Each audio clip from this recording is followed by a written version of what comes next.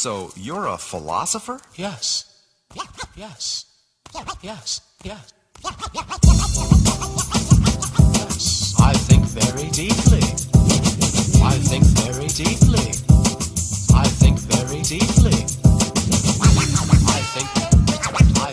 I think very deeply.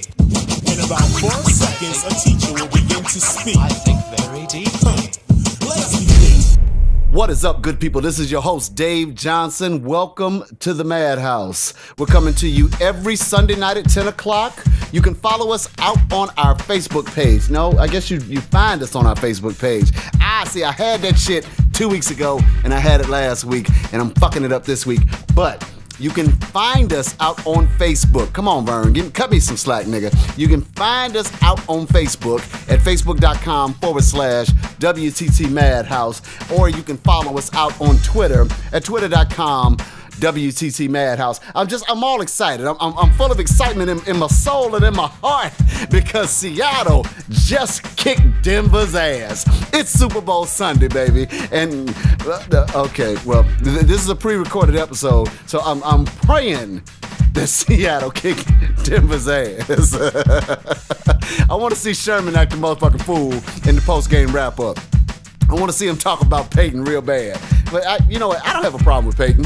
I don't have a problem with Peyton. I think he's one of the greatest quarterbacks, most definitely in my lifetime. But my problem is with the fucking Denver Broncos. I'm an Oakland Raiders fan. Tried and true, baby. I mean, you take that shit all the way back to the 70s. I was right there with that shit. I'm an Oakland Raiders fan. So by default, that means I can't stand the Denver Broncos. So I'm praying in this pre-recorded session that I'm doing here that when I announce this on Sunday, or when we release this on Sunday, that the Seattle Seahawks is most certainly become victorious over the Denver Broncos. And let me say from the bottom of my heart, whether it happens that way or not, fuck Denver. Except for that whole weed thing. They legalized weed, I'll give them that. But fuck y'all for the Broncos, because I'm an Oakland Raiders fan. I'm in a good mood today, man. I couldn't be in a better mood. I got some great news. Some folks reached out to me on the fan page, and I got some things happening. I can't say right now. It's too early for me to say. It's too early for me to let some of these cats out the bag. But long story short, welcome to the MadHouse. It's starting to move forward and it's doing better than most people realize. And there are more folks listening than more folks who can do some stuff, who can make some stuff happen for this podcast, are really starting to pay attention to it. So just keep listening. Some things is coming your way, motherfuckers. Your boy ain't just doing this just so he can run his mouth. I can tell you that right now. It's some shit is happening. Okay, now tonight's podcast is going to be a little bit different. I got to be honest with you. It's going to be a little bit different. It's not necessarily on a topic as much as it is just on shit that I've been observing in the news. There was a whole lot of stuff that went on just this week. So we're talking about that time between the 26th of January through the 1st of February, things that I found in the news. And of course, this week, what was the big things that happened this week? Well, the big thing for me, I know everybody wants me to talk about the Grammys. I had a bunch of folks that inboxed me and said, oh, dude, I just know your next podcast is going to be about the Grammys. Well, okay, here's a shocker. I know I'm an actor. I've been an actor for years, but I don't watch award shows. The Oscars, I don't watch that shit. The SAG Awards, I don't watch that shit. The Emmys, I don't watch that shit. So most certainly, I don't watch the Grammys. I don't. It's not my thing. But everybody wanted me to talk about the Grammys, so I said, okay, well, I need to at least look into it. But I'll get to the Grammys in a second. But what I want to talk about is the State of the Union. This is going to be one of those shows where you're going to want to stay on the YouTube page as I'm talking because I'm going to bring visuals up. So President Barack Obama gave his State of the Union address on Tuesday. What is this? January 28th. And I'm not going to get into the entire State of the Union address because, quite frankly, that's not why I tune in. Even though I thought that there was a very interesting moment in the State of the Union address when President Barack Obama pretty much said, for the last 6 years, the Senate, the House of Republicans have been running a filibuster for going on 6 years now. Whatever the Democratic Party wants to do, certainly whatever President Obama wants to do, the Republican Party have been vetoing it en masse before it even comes out of his mouth. When it's in his mind and he's thinking about it, when he's sitting there thinking about it, they're already like, no, we ain't interested in shit.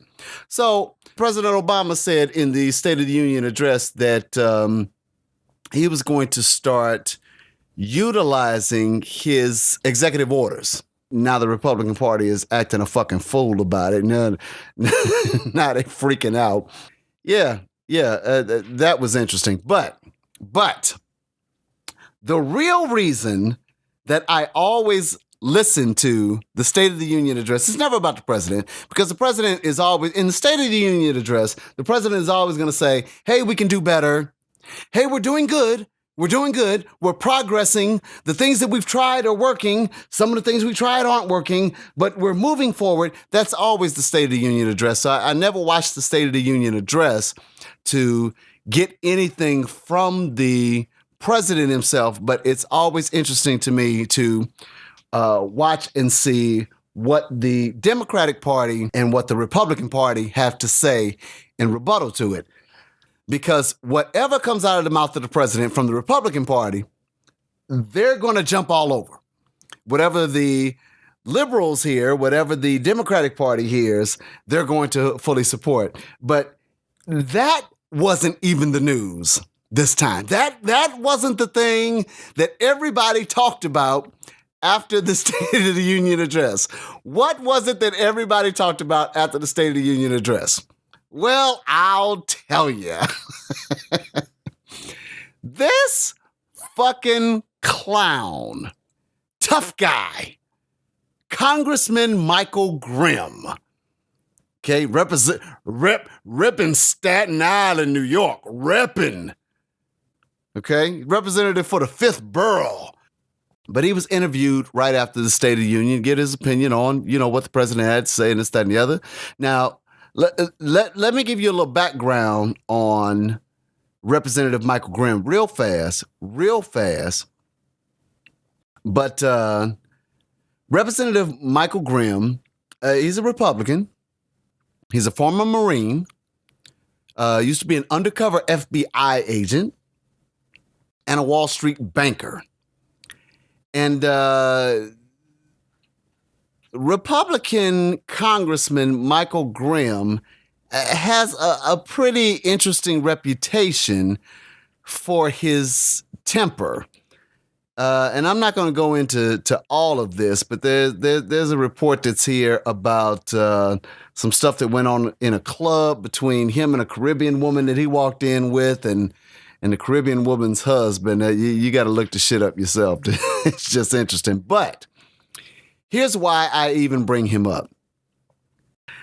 Congressman Michael Grimm, okay, after the State of the Union address, he's interviewed by this NY1 reporter, okay, who is asking him about the State of the Union address, and then brings up what is public knowledge, which is the fact that in addition to all of the other shit with Congressman asshole Grimm here, that there were some campaign financing issues that potentially, he was doing some shit he wasn't supposed to do.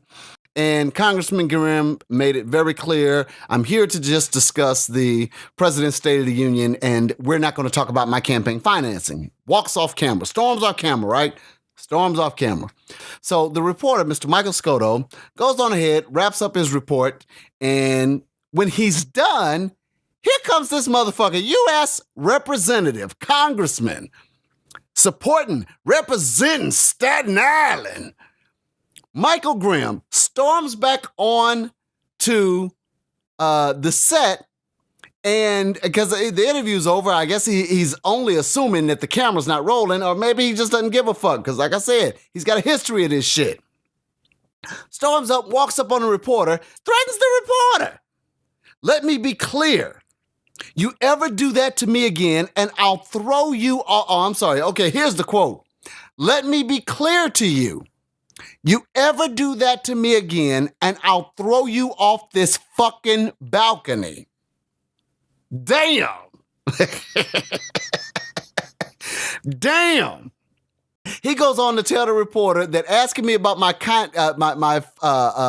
campaign financing is a cheap shot. Wait, he's a congressman. He's a political figure. And the question is about his campaign financing, and that's a cheap shot? What? Then goes on to tell the reporter that, hold on, because I got to find it here. This clown, this asshat. He says, it goes on to tell the reporter, you're not man enough. I'll break you in half like a boy. Dude, this is on the heels of the cornerback for the Seattle Seahawks, Richard Sherman, being called a thug, being called a thug for calling out the wide receiver. Him and the wide receiver jawing back and forth before the game, during the game, after the game. But Richard Sherman gets this motherfucking congressman threatens to throw a reporter off the balcony. And Richard Sherman is a thug. Nigga, get the fuck out of here. This fucking ass hat. And then he turned around and gave, some offhanded apology. And dude, as a matter of fact, originally he didn't even really apologize. And then he came back and folks was like, dude, your apology was just fucked up. You need to really apologize. And he came back and then the second-handed or the backhanded apology he gave is just really fucked up. So State of the Union is always interesting. It doesn't matter if it's a Democratic president that's in office, then Republicans' comments are ridiculous. If it's a Republican that's in office, then the Democratic response is ridiculous. But this motherfucker, he wasn't even the one that they selected to respond. The person that they select to respond is always the person that the party wants to put out there as this is the next superstar. This is the one that we're gonna put out there to be the face of our party. And this asshat. Oh, geez Louise. Okay, moving on. The other big event this week was the Grammys. Now, like I said, I don't follow the shit. But everybody was all upset, had a problem with the Grammys. Let me give you the highlights. Let me tell you what the big issues were. The rap category. Biggest problem this year. And let's cut past the bullshit. The big problem for it was that this white boy walked away with all of the awards out of a category that is generally viewed as being a African American or a black category, which is the rap category. And of course, we're talking about Macklemore walking away with not just the Grammys, but the American Music Awards and all of the awards this year in the category of rap. Macklemore has walked away with all of the awards. But it's like I said before. I mean, let's be realistic about it. When you're talking about the people who are voting for these awards, I mean, outside of the American Music Awards, which I do believe is the one that is based on numbers, is based on record sales. And if dude sold, if he sold more records, then he deserves the American Music Awards. But the Grammys are held up as the standard for music awards because it is supposed to be based on artistic merit. And let's be realistic. Most of the folks for the Grammys are old and out of touch. They're not people who listen to. I'm 44 years old. I'm 44 years old. I was around when LL Cool J was there and Cool G Rap and the foundations of rap music. When rap started, Africa Bambaataa and all of that, I was there for all of that. And I can tell you without a fucking doubt, I don't know shit about modern hip hop. I don't know shit about modern rap. Kendrick Lamar was a name that popped into my psyche because of this shit that's going on with Macklemore. Ain't that his name? Macklemore? Shit, I gotta look at my notes here. Macklemore, the white boy. That's the only reason I even know who the fuck Kendrick Lamar is. That's the only reason I know. So the people who are voting for rap, if I don't know when I grew up on the shit, then the folks who are voting most certainly don't know. And if you've got somebody who is clean-cut looking and is not throwing, oh, I don't know, pussy fuck snot shit, pussy dick shit, fuck, bitch, pussy fuck, pussy, bitch, snot, bitch, nigga, every other lyric,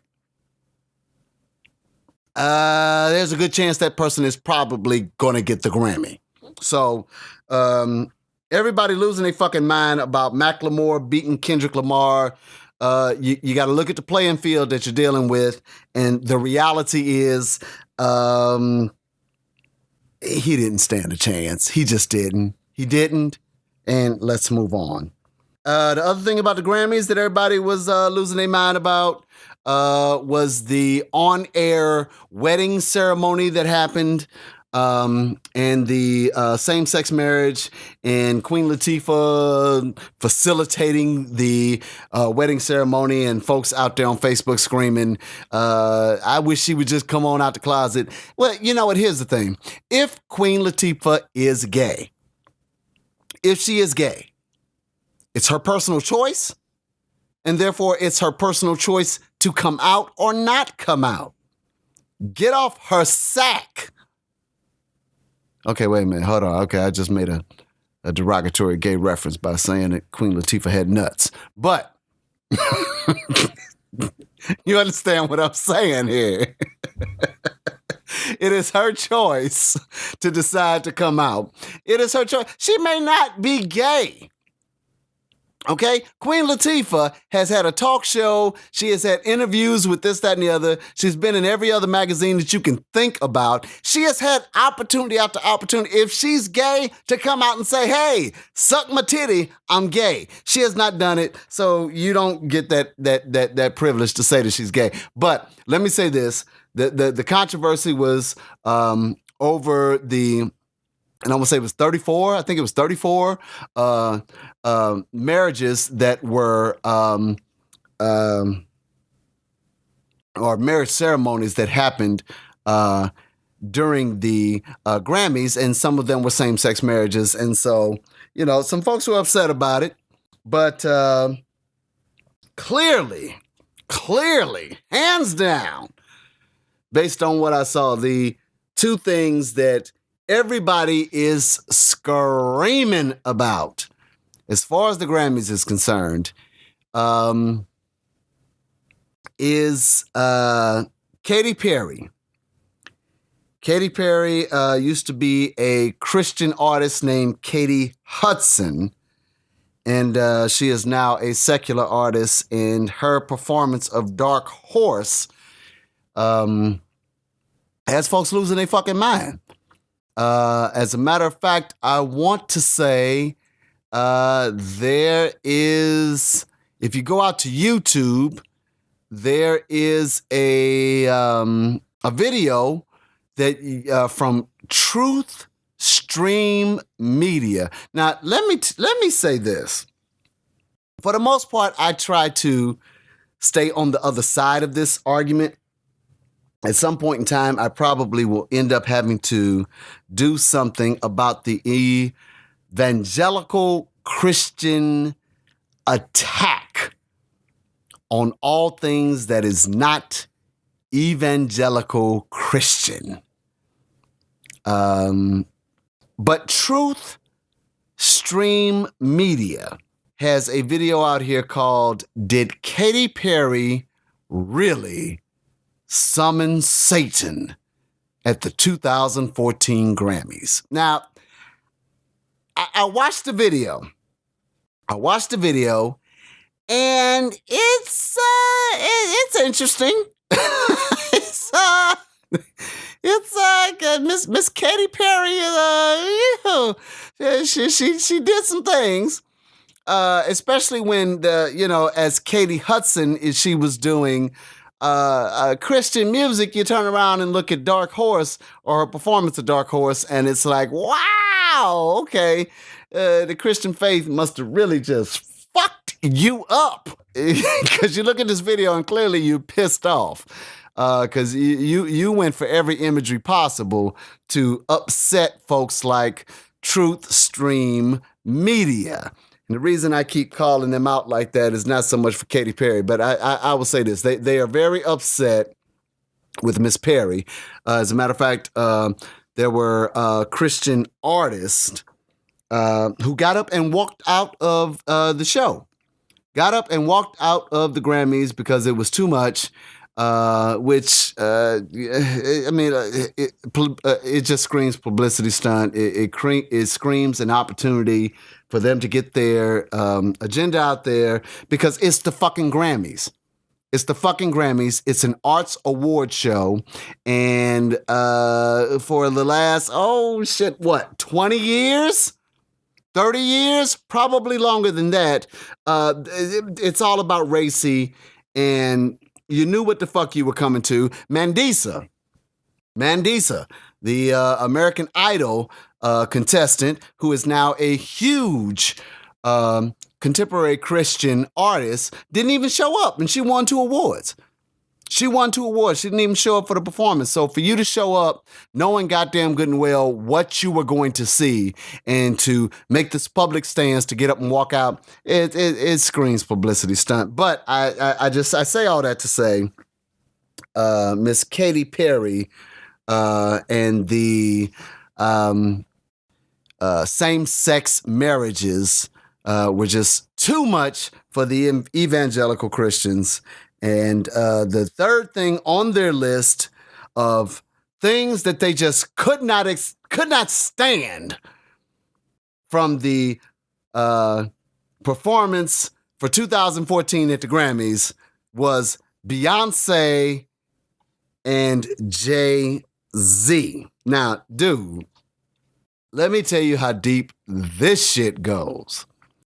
So Beyonce and Jay-Z were asked to open the Grammys with Beyonce's song, the first song that she released off of that Sneak album. That dude slick as shit. Her and Jay-Z slick as shit.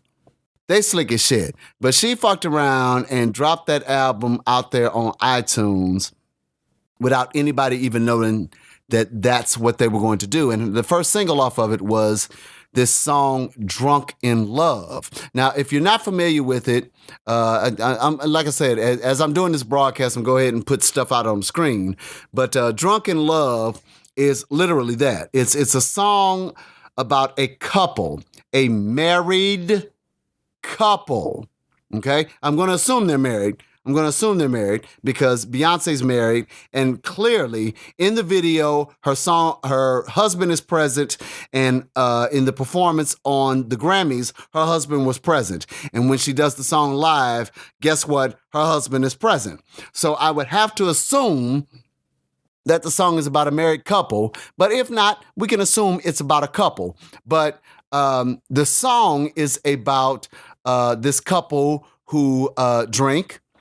Beyonce's over 30 and Jay-Z is over 40. And so that makes them both legal and they both can drink. And so the song is about this couple who drinks and they play around with each other and they have fun and they fuck. They're married and married couples fuck. So now we've got a song, Drunk in Love, about a married couple who drinks, that are of legal age to drink, and they're married, and so they fuck, and people are losing their mind about this song.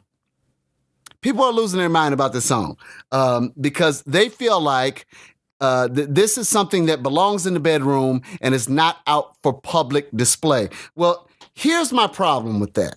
Because the reason why married folks cheat, here's the reason why married folks cheat, okay?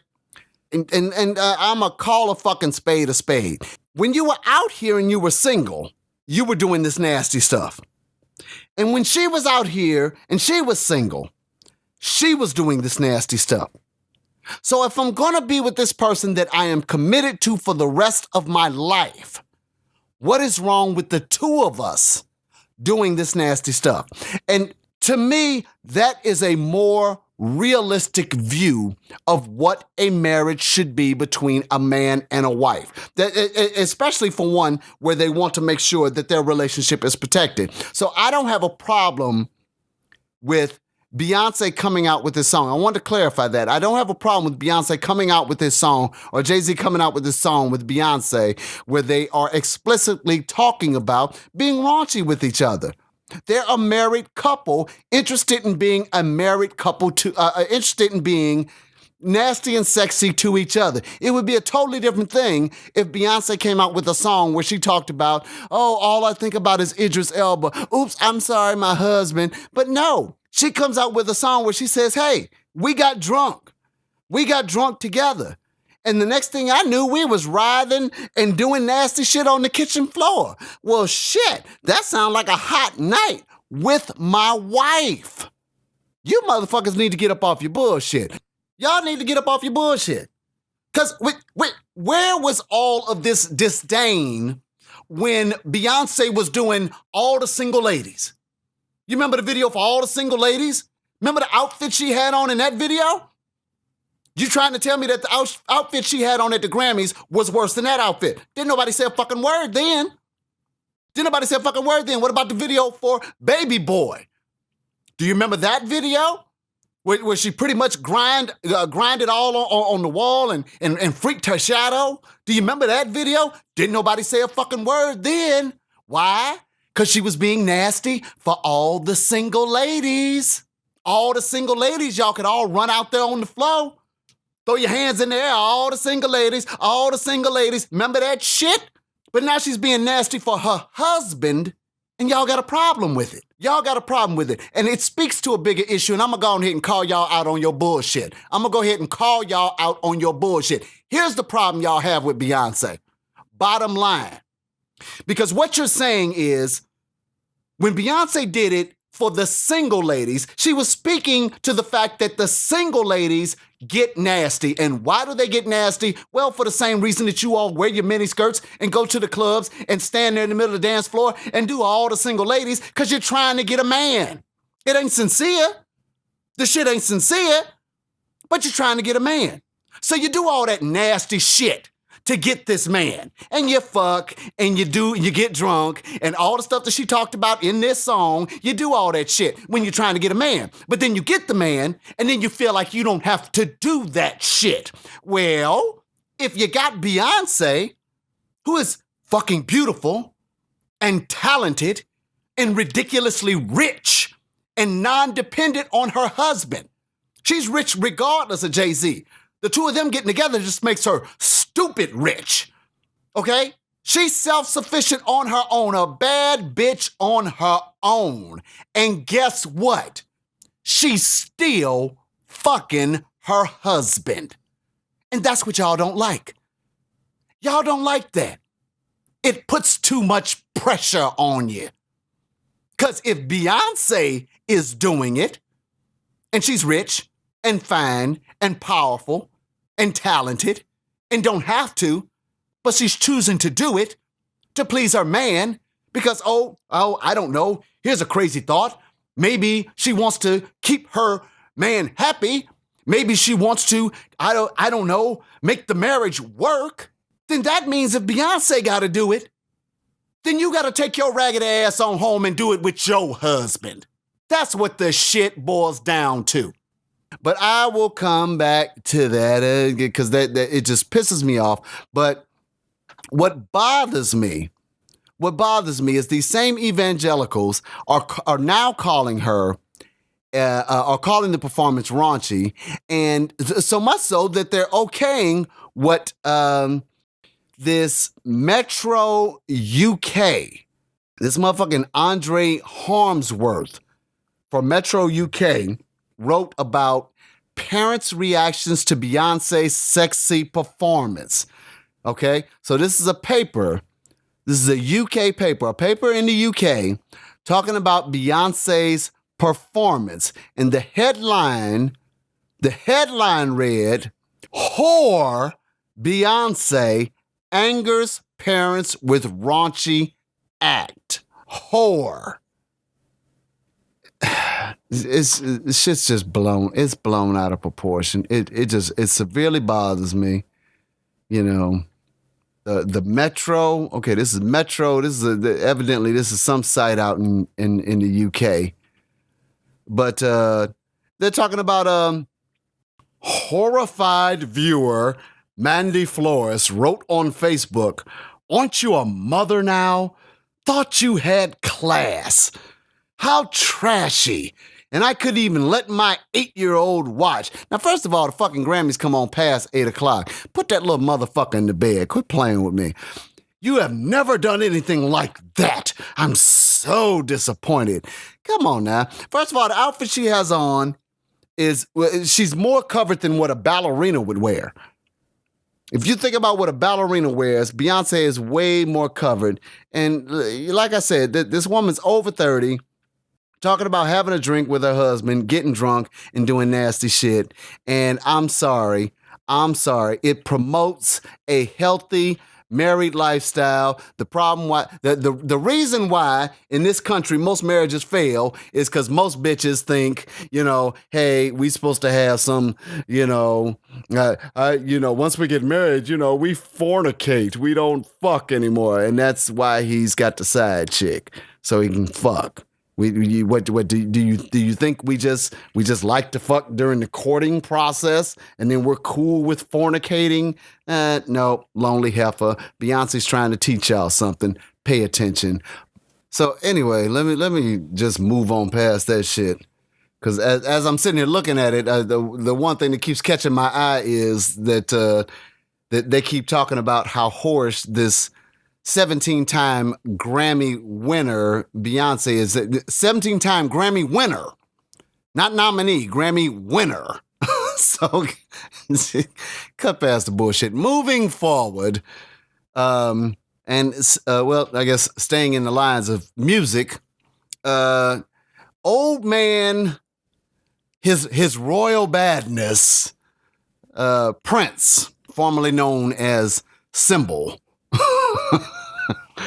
he's suing 22 alleged bootleggers of his music, folks who have been bootlegging his music, for $1 million each. Now, these are fans of Prince who have sites out on Facebook who have been providing links to videos of Prince. I don't even think it's his music. I believe it's videos of Prince, old videos, including a rare video of Let's Go Crazy, I do believe.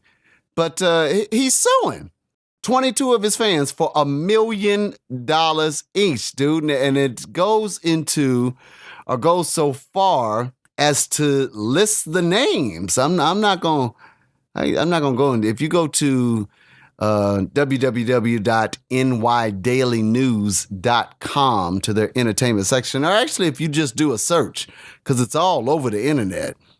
But Prince ain't bullshitting. Now, the part that's funny to me, the picture should be up right now. Look at this motherfucker.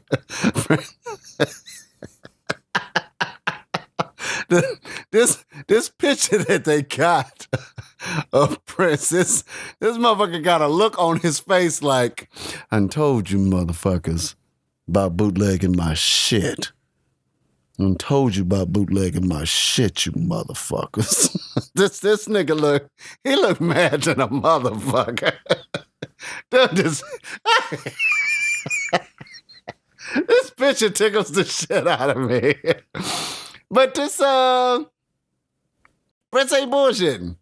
Long story short, he ain't bullshit. He ain't fucking with him. I'm suing you for $1 million, and I know you motherfuckers ain't got $10 in your pocket, but I'm coming after your ass. So he's suing 22 alleged bootleggers for $1 million each for providing links. These folks, they're not the providers of the service. They don't have the material themselves. They're not holding the material themselves.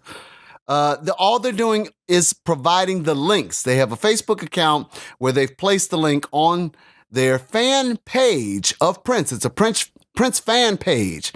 As a matter of fact, the folks that are listed in the lawsuit, he's got two of the folks' real names out there, but some of them have fan pages like Purple House 2 or Purple Kiss 2.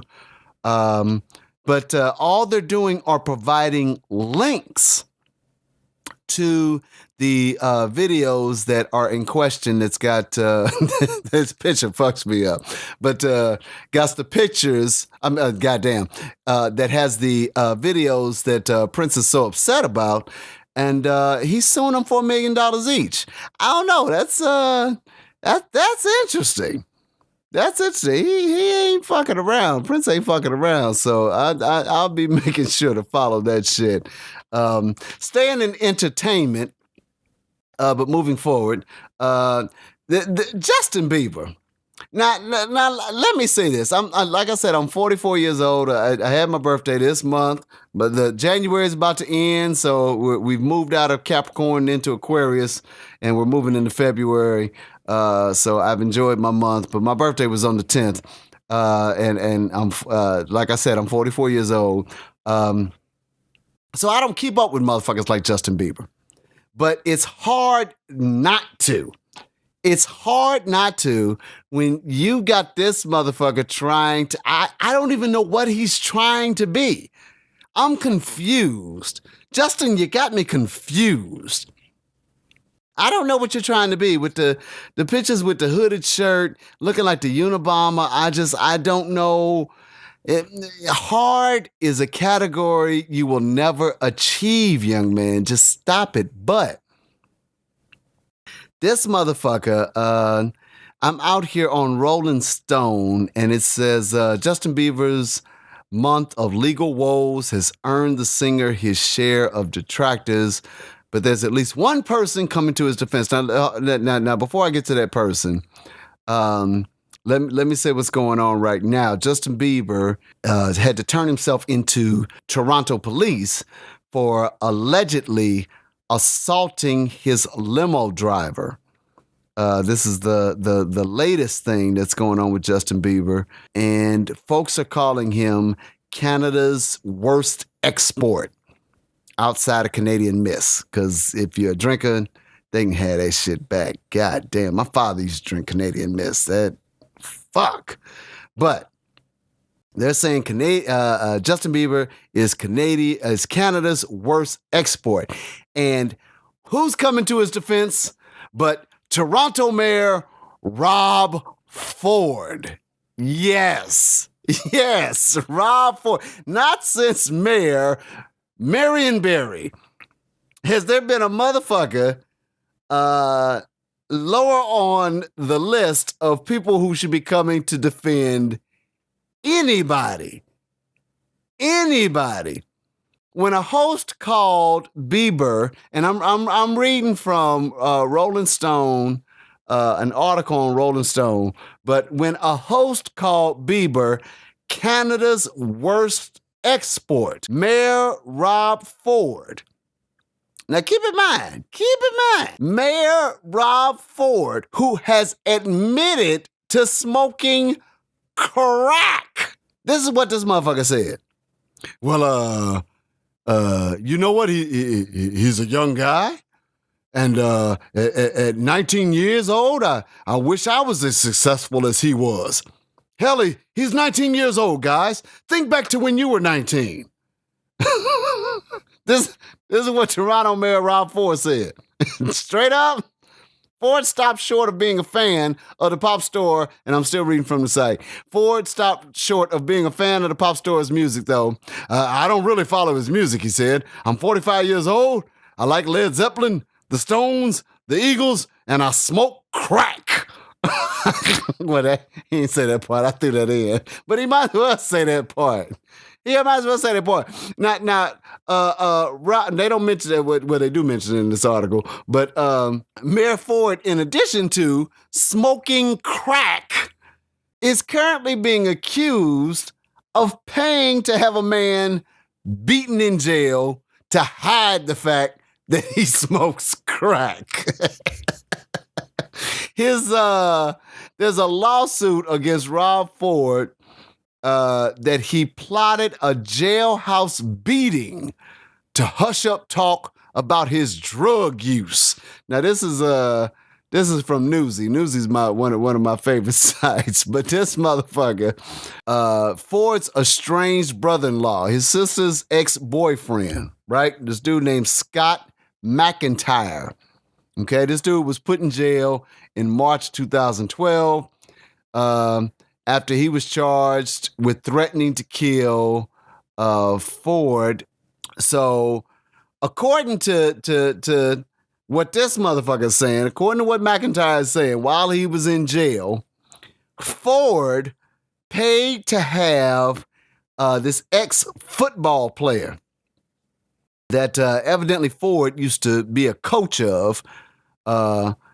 He claims that this football player and several other prisoners shattered his teeth and broke his leg while he was in the shower. Now, it used to be, you don't drop your soap while you're in the shower, but now it's you don't piss off Mayor Ford while you're in the shower because they have your teeth shattered and your leg broke.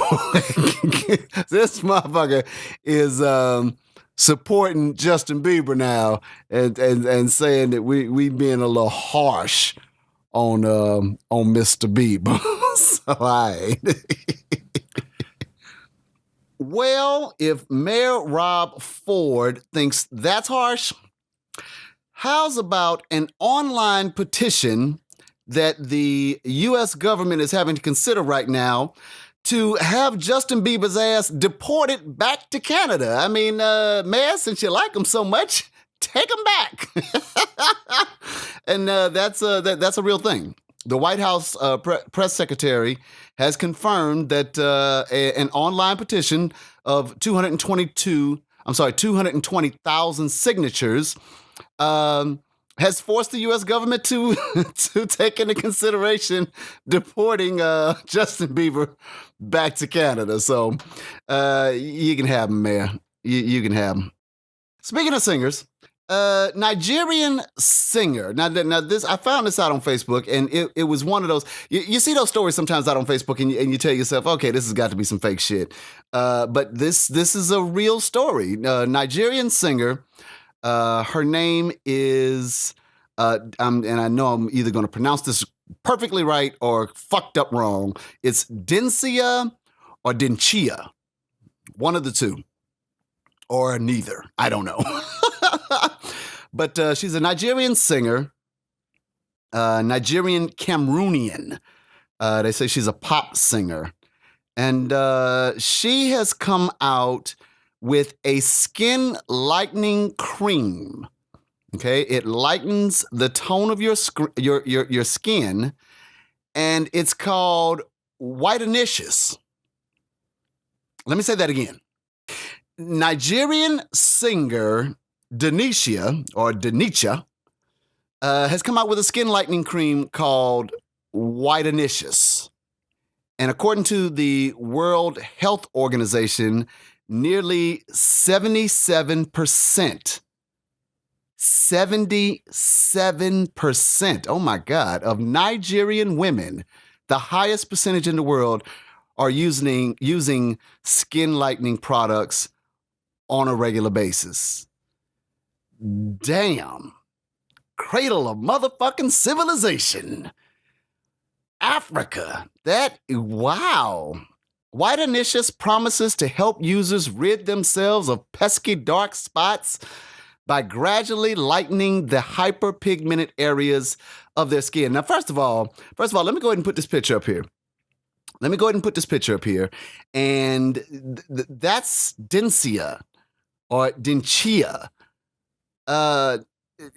She looks like a fucking ghost. She looks like a ghost. She looks like an albino. That's not even skin lightening. That's skin removal. That's ghostifying yourself. Now here, this is what she originally looked like.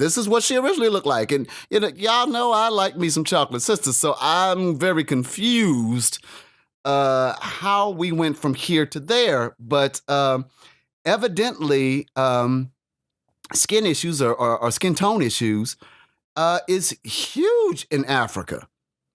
I didn't realize that. I'm reading a quote here off of this site, and I got this from xojane.com. I'm not sure what the site is, but I'm reading a quote here. It says, it's from a Nigerian American rapper, a dude named Kingsley Ruckus Okafor.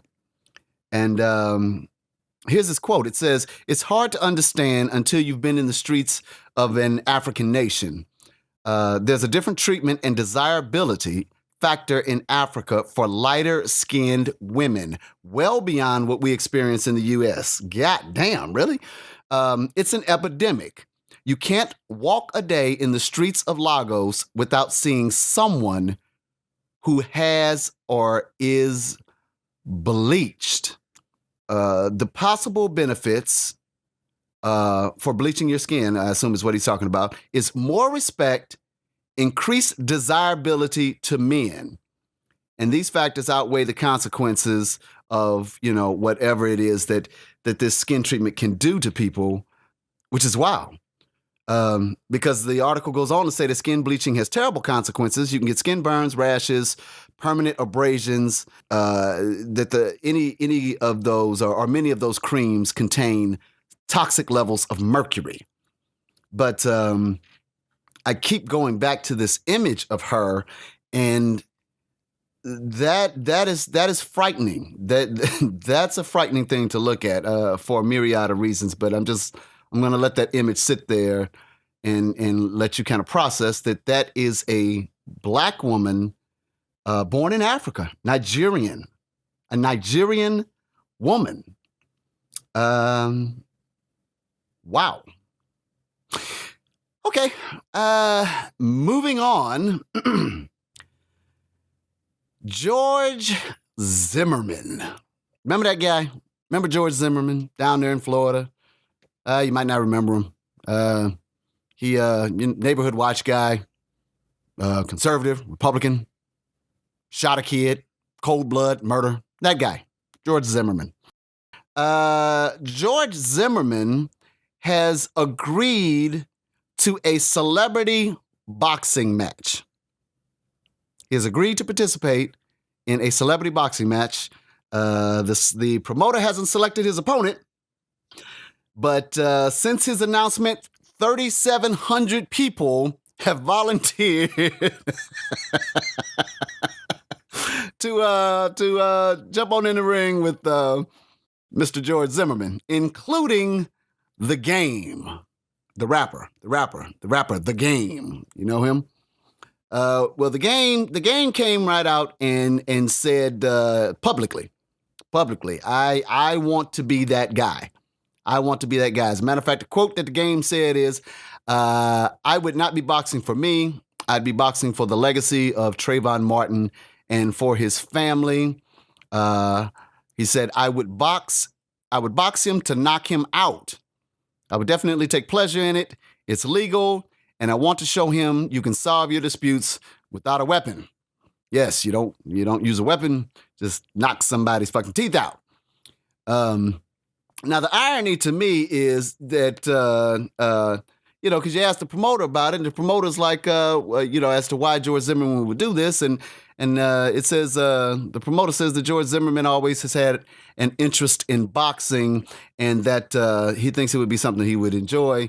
And the irony to me is, if he was a better boxer, then maybe Trayvon would be alive, because it was Trayvon whooping his ass that prompted him to shoot and kill the young man in the first place. And so everybody's out on Facebook, and they're talking about this is something that they would pay to see.